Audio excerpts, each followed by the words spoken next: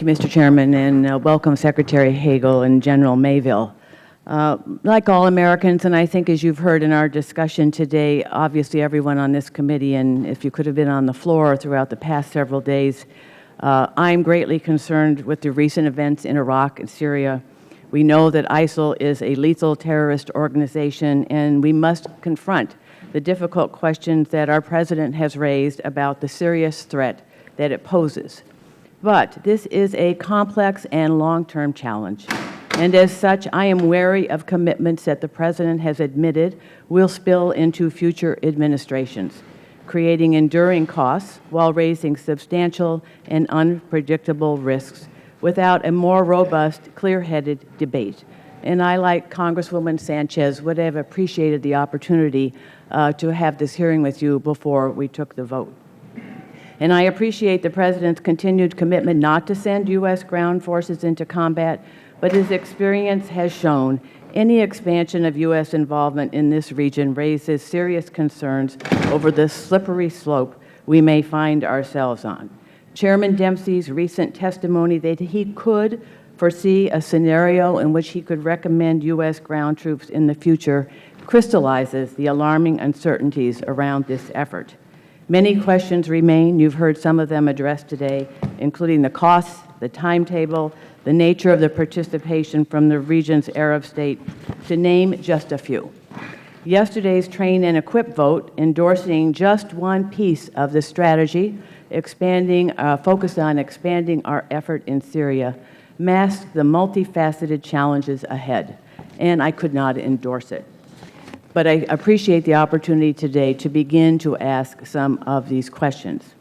In his September 16 testimony before the Senate, Chairman Dempsey noted that the United States and its allies would work to develop a military chain of command in Syria that is linked to a political structure. I would like to know more about the political structure that Chairman Dempsey is envisioning. Secretary Hagel, do you think that the Syrian opposition has a solid and widely supported political structure on which to base a military command? And if not, who do you think it will be linked to? First, on the issue of a political agreement and a political resolution, I mentioned that in my testimony. The President's been very clear on that point when he has said on many occasions, and I have just noted, that there's not a military solution to this in Syria or in Iraq or in the Middle East. And so a political resolution must be achieved. But reclaiming my time, but that is not the question. We're now embarking upon an effort to train and equip the Syrian forces that we think we can, the moderate Syrian forces that we think we can work with. And for it to be effective, General Dempsey has said, and I believe he's correct, that it has to be tied to a political structure. So to start down this path in which we're focusing on training and equipping a force that is not aligned with any Syrian-oriented political structure really in some ways puts the cart before the horse. Well, not exactly.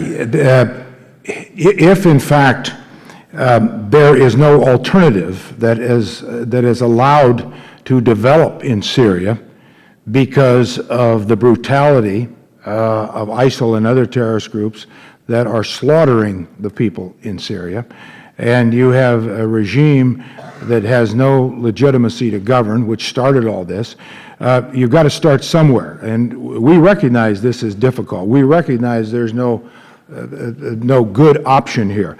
But if we don't help where we can help develop some infrastructure, and this is why we would train in units, not individuals, to allow a political opposition to come together based on security, because security is required in this as well. It isn't either or. That's how we envision, and that's how we would want to go forward. That's partly why this is a long-term effort. This is why we have been very clear. It's complicated. It's serious. But if there's no opening, no opportunity for a political opposition group to develop, because they're all out of the country. But you would agree it obviously doesn't exist today. There is very little organizational opposition in Syria today. That's right. And that's part of the problem. Thank you. My time is up. Thank you. Thank you. Mr. Klein. Thank you, Mr. Chairman. Thank you, gentlemen, for being here. This morning I saw a brief news story that said that decisions for approving targets for airstrikes in Syria would be made by the President and only by the President. Is that true? No, it's not true. That story in the Wall Street Journal was not true.